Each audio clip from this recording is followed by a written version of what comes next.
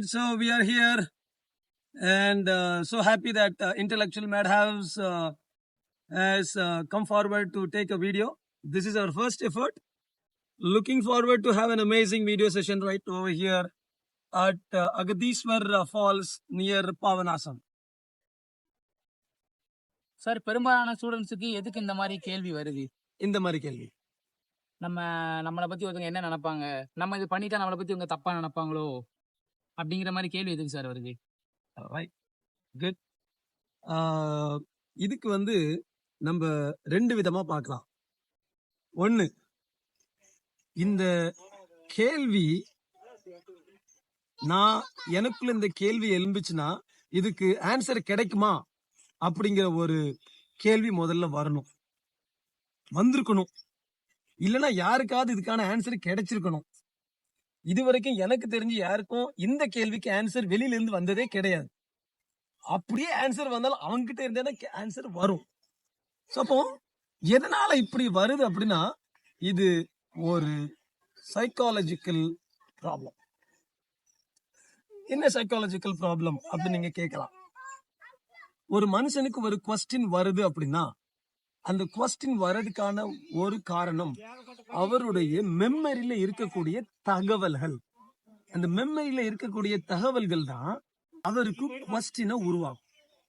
அப்போ உங்களுடைய மெமரி, உங்களுடைய பிரெயின்ல என்ன மாதிரியான தகவல்கள் இருக்குது அப்படிங்கறத முதல்ல நீங்க யோசிக்கணும். ஃபார் எக்ஸாம்பிள், இப்ப நான் வந்து என்னைய பத்தி எப்பவுமே நான் நினைக்கிறேன், ஓகே கிறிஸ்டி, உன்னையால அது பண்ண முடியும், உன்னையால இது பண்ண முடியும், உனக்கு இந்த விஷயம் தெரியும், உனக்கு இந்த விஷயம் தெரியும், நீ பண்ணது எல்லாமே சக்சஸ்ஃபுல்லா தான் இருக்கும் அப்படிங்கிற ஒரு பாசிட்டிவான எண்ணங்கள் என்னுடைய மெமரியில இருந்துச்சு அப்படின்னா மத்தவங்க என்னைய பத்தி என்ன நினைப்பாங்க அப்படின்னு நான் கேள்வி கேட்டாலும் நானே ஆன்சர் பண்ணிடுவேன். அவங்க என்னைய பத்தி நல்லா தான் நினைப்பாங்க. சப்போஸ் நான் என்னுடைய மைண்ட்ல என்னைய பத்தி நான் வந்து உன்னையால முடியாது, உனக்கு தெரியாது, நீ இப்படித்தான், நீ ஃபெயில் ஆயிடுவ அப்படிங்கிற எண்ணம் என்கிட்ட இருந்துச்சுன்னா இந்த கேள்வி வரும்போது எனக்கு என்ன ஆன்சர் தெரியுமா நான் கொடுப்பேன்? ஆமா, அவன் என்னை பத்தி தப்பா நினைப்பான். அப்போ எனக்கு இந்த மாதிரி குவஸ்டின் ஏன் வருது அப்படின்னா, நான் என்ன மாதிரியான தகவல்கள், இன்ஃபர்மேஷன், டேட்டா என்னுடைய மைண்ட்ல இருக்குது அப்படிங்கறதுல முதல்ல நான் என்கிட்ட கேள்வி கேட்கணும். இங்க என்ன இருக்குதோ அதுதான் வெளியில ஒரு கேள்வியா வரும். நீங்க கேட்கலாம், அப்படி வர்றது தப்பா அப்படின்னு கேட்கலாம். தப்புன்னு நான் சொல்ல மாட்டேன். அதை கரெக்டான ஒரு கேள்வியா கேட்டா நல்லதுன்னு நான் சொல்றேன். இந்த மாதிரி நிறைய யோசிக்கும்ல, ஏன் மத்தவங்க எப்படி என்னை பத்தி நினைப்பாங்க, இந்த மாதிரி இதை எப்படி அவாய்ட் பண்ணலாம்? அந்த மாதிரி யோசிக்காம இருக்கிறதுக்கு என்ன வழி? யோசிக்காம இருக்கிறதுக்கு வழி அப்படின்னு என்னால சொல்ல முடியாது. கண்டிப்பா மனுஷனுடைய பிரெயினுடைய ஃபங்க்ஷனே யோசிக்கிறது தான். யோசிக்காம இருக்க முடியாது. யோசிக்காம இருக்கணும்னா நம்ம வந்து கோமால தான் இருக்கணும். ஆனா எப்படி கரெக்டா யோசிக்கணும் அப்படின்னு யோசிக்கணும். மத்தவங்க என்னைய பத்தி என்ன நினைப்பாங்களோ அப்படின்னு யோசிக்கிறதுக்கு பதிலா என்னைய பத்தி நான் என்ன நினைக்கிறேன் அப்படின்னு யோசிக்கணும். என்னைய பத்தி நான் என்ன நினைக்கிறேன், என்னைய பத்தி நான் என்ன நினைக்கணும், இந்த ரெண்டு விதத்துல நம்ம வந்து ஃபோக்கஸ் பண்ணுவோம். என்னைய பத்தி நான் என்ன நினைக்கிறேன், என்னைய பத்தி நான் என்ன நினைக்கணும் அப்படிங்கிற இந்த ரெண்டு குவஸ்டினையும் உங்களுக்குள்ள நீங்க மாத்தி மாத்தி மாத்தி கேட்கணும். அப்போ நீங்க மாத்தி மாத்தி உங்களுக்குள்ள கேட்கும்போது ஒரு விதமான ஆன்சர் உங்க டேட்டால இருந்தே கிடைக்கும். அப்படி கிடைச்சு அந்த டேட்டா வந்து திருப்தி இல்லை அப்படின்னா நீங்க வெளியில தேட ஆரம்பிப்பீங்க. நான் என்னைய பத்தி என்ன நினைக்கிறோம், நான் என்னைய பத்தி என்ன நினைச்சுக்கிட்டு இருக்கிறேன் அப்படிங்கிற ரெண்டு கேள்விக்கான ஆன்சர் ஒண்ணு உங்ககிட்ட இருந்தே கிடைக்கும், இல்ல அப்படின்னா நீங்க வெளியில இருந்து கண்டுபிடிப்பீங்க. அப்படி கண்டுபிடிச்சிட்டீங்க அப்படின்னா ஓகே, அப்ப நான் என்ன பண்ணணும் அப்படிங்கிறது உங்களுக்கு தெரிஞ்சிடும். தெரிஞ்சதுக்கு அப்புறம் மத்தவங்க என்னை பத்தி என்ன நினைப்பாங்கன்னு நீங்க யோசிக்கிறதுக்கான ஒரு வழியே வராது. ஓகே, மத்தவங்க என்னை பத்தி என்ன நினைப்பாங்க அப்படிங்கிறதுக்கான தேவை இருக்கவே இருக்காது. ஏன் அப்படின்னா நீங்க ரெண்டு குவஸ்டினுக்கு ஆன்சர் பண்றதுக்காக உங்க லைஃப்ல பிஸியா மாறிடுவீங்க. ஒண்ணு, நான் என்னைய பத்தி இப்ப என்ன நினைக்கிறேன், ரெண்டு, நான் என்னைய பத்தி என்ன நினைக்கணும். இந்த ரெண்டும் என்னுடைய வாழ்க்கையை நான் வந்து சூப்பரா டிசைன் பண்றதுக்கு எப்படி உதவி செய்யும் அப்படிங்கிறதுக்கான ஒரு தாகம் உருவாகிடும். அந்த தாகம் உங்களை இன்டெலெக்சுவலா மாத்திரும். மத்தவங்க என்னை பத்தி என்ன நினைப்பாங்க அப்படிங்கிறதுக்கான ஒரு குவஸ்டின் வரவே வராது. இது 99.99% ஸ்டூடெண்ட்ஸ் வந்து சஃபர் ஆறாங்க. அவங்க புதிய முயற்சிகளை அவங்களால எடுக்க முடியல.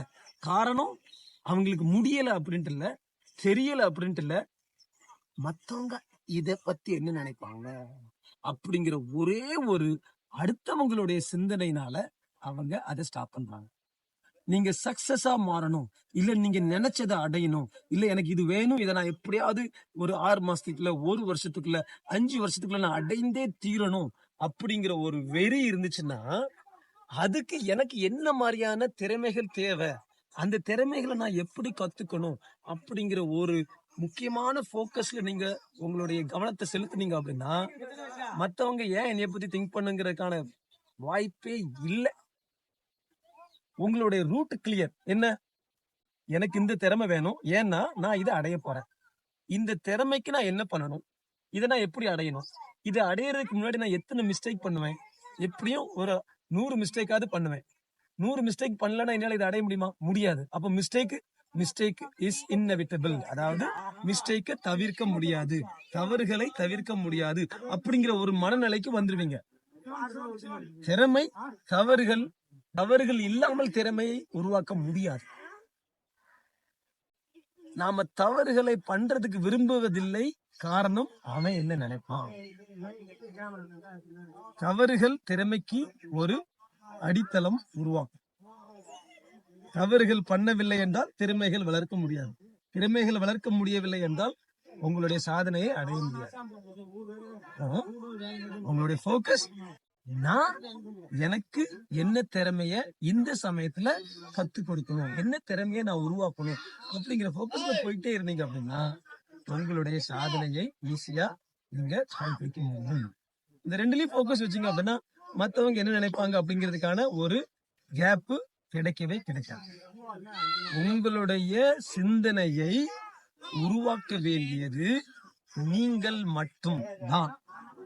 இன்னும் ஒருத்தன் உங்களுடைய சிந்தனைக்குள் வருவதற்கான காரணம் உங்கள் வாழ்க்கையில உங்களுக்கு அக்கறை இல்லைன்னு. எந்தெந்த மனிதனுக்கெல்லாம் அவனோட வாழ்க்கையில அக்கறை இருக்குதோ அவனுடைய சிந்தனையை செதுக்குவான். சிந்தனையை செதுக்குவதன் மூலம் உங்களுடைய செயல்கள் செம்மையாக மாறும். செயல்கள் செம்மையாக மாறிச்சுன்னா அதன் மூலமாக கிடைக்கக்கூடிய ரிசல்ட் சூப்பரா இருக்கும். ரிசல்ட் சூப்பரா இருந்தா நீங்க சக்சஸ்ஃபுல்லா. சரியா? சோ மத்தவங்க உங்களை பத்தி என்ன நினைப்பாங்க, என்ன வேணாலும் நினைச்சிட்டு போட்டு, எது முக்கியம், நான் என்னைய பத்தி என்ன நினைக்கிறேன், நான் என்னைய பத்தி என்ன நினைக்கணும், அவ்வளவுதான். அப்படியே எல்லாம் மாறி. சரியா? நான் இன்னைக்கு உங்களுடைய கேள்விக்கு ஆன்சர் பண்ணிட்டேன்னு நினைக்கிறேன்.